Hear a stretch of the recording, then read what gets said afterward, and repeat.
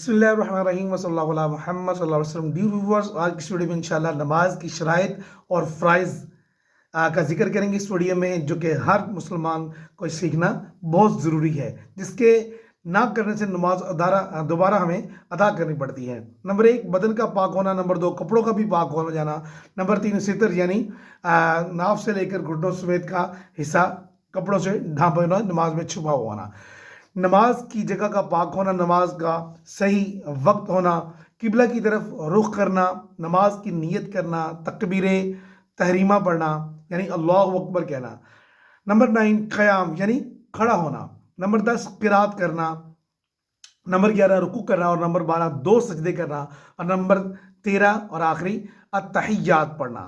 इस तरह की मज़ीद वीडियो देखने के लिए काइंडली चैनल को सब्सक्राइब कर दें, information, Islamic information, religious information हासिल करने के लिए। Thank you.